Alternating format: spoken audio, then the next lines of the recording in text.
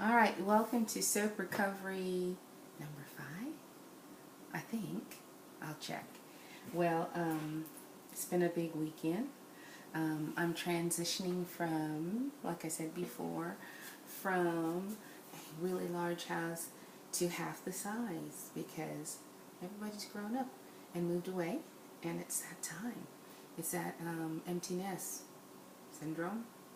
Anyway, as you know before, I'm a recovering food addict, addicted to sugar, wheat, and flour, and I'm using soap making as a way to recover from that and transitioning into my new life, and it's been really great. I find that when I get to create like that, I feel really calm and really good. I think that creative spirit really drives me.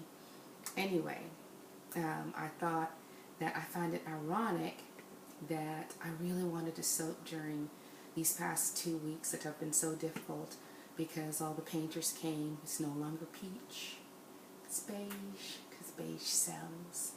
Alright, and my garden habitat out front is now very PC or GC, garden, garden, correct, and I'm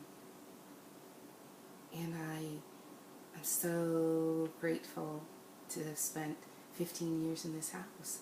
I've never lived anywhere that long in my entire life until I've lived here 15 years, and it nurtured me and sent my children off along their ways to really great places and great children, great adults, contributing people, everybody, really spectacular.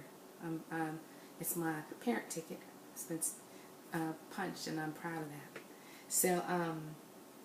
So here's the irony.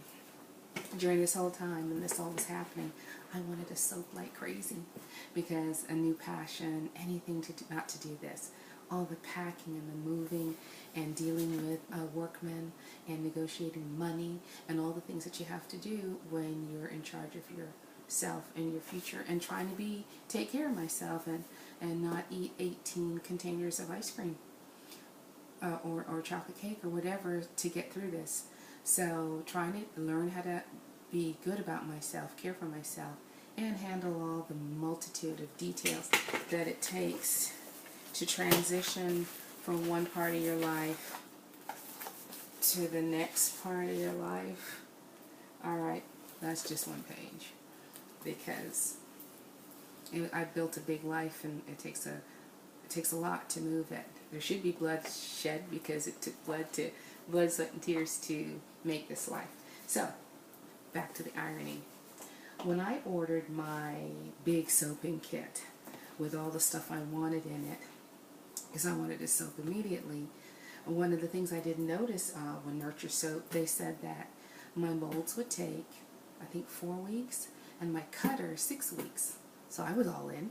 So I ordered everything, right? Ordered everything, and kept on waiting. Every time I came home, got really excited. No. So then what I did was, I checked on it, and it said back ordered and paid. And I was like, oh, wait a minute. Does that mean you're not sending everything until it's all ready to come? And this is where God stepped in, and said yes, because you're not going to get anything done if you keep on soaping and having a great time, and you've got a lot of things to do to move from one stage of your life to the other. So, unbelievably, my backorder box arrived Friday night. This is Monday afternoon, and perfect time. I'm too tired to mess with it. And when it came on Friday, I learned how to delay gratification and not open the box because workmen were coming that morning. I'd agreed to paint all the ceilings to keep the costs down, and I had stuff to do, things to pack up, things to remove from the wall in order for painters to come and for landscape people to come. You got to be ready. And so if I was sitting around trying to figure out another way to soap, that wasn't going to be it. But tonight, I get to open the box. Alright. In the meantime, I did order something else, and so I'll open that after. Alright. And the vlogs I'm going to do about this transition are not really about making the soap. So a lot of the time you're not going to see me do upshots of whirling the soap mixture and lime mixture and everything. And I'll probably show you how it turns out and everything, and the cutting and all that, because I know there's some disasters waiting for me. But I think there's also some magic that's going to happen out there as well, because that's how life is. But it's about the creativity and what it does for me as I transition, and I'll share some of my stories.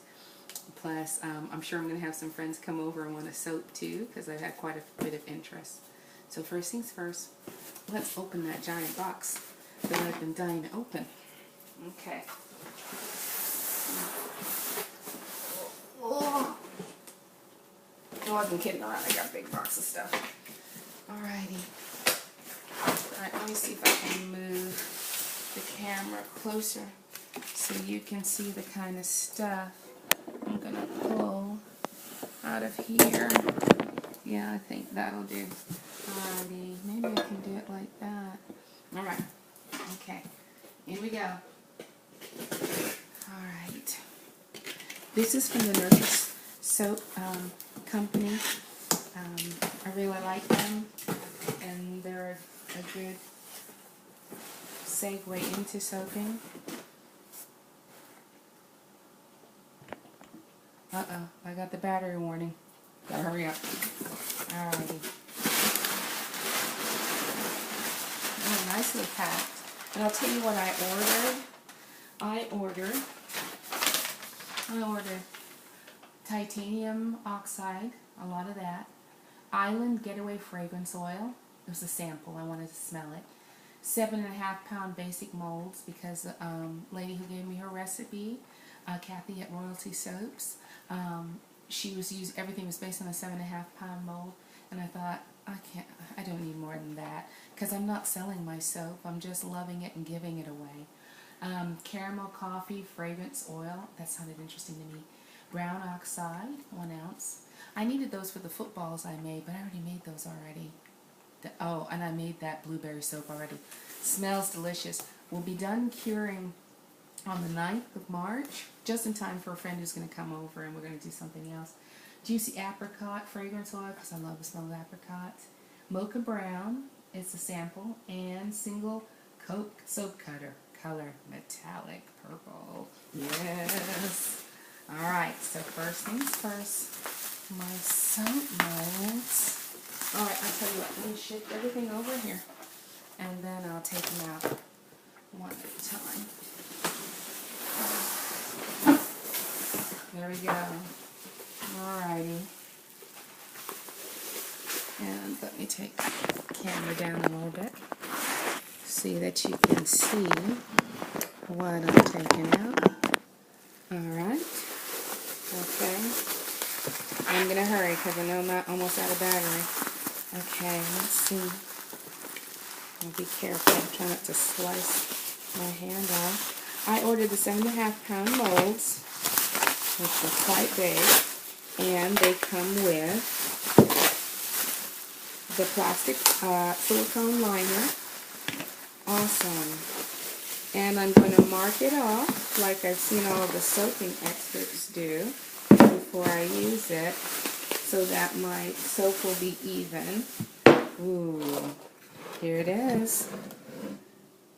Oh, freshly cut, smells really nice. And here is the liner. That's a lot of soap. Guess what everybody's getting for Christmas? And birthdays. And everything. Okay, so I got 2 of those. But this is what I'm the most excited to see. This is my cutter. I'm very excited about this. Now I feel like a professional. But, sorry about that. The point is to not, and I repeat, not sell the soap, but to give it away. You know, there's lots of people who, for some reason, have lost their homes or are down on their luck.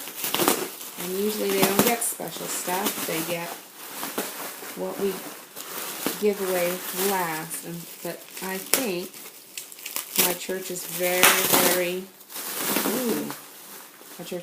very involved in outreach, and I think that this is something that I'm going to be pleased to contribute to that.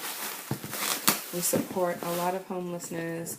Oh, that doesn't sound right. It's homeless people, and we also have like an apartment ministry, and I would love to include my soap. So, hold on, let me get this out of the way. Oh my goodness, it's official. Doing, doing, doing. It's official. I'm a soaper. Thanks for watching. Stay posted for what I'm going to do next. I am planning a soap, and I'm going to get started on the embeds tonight. Alright? Okay, thank you for watching.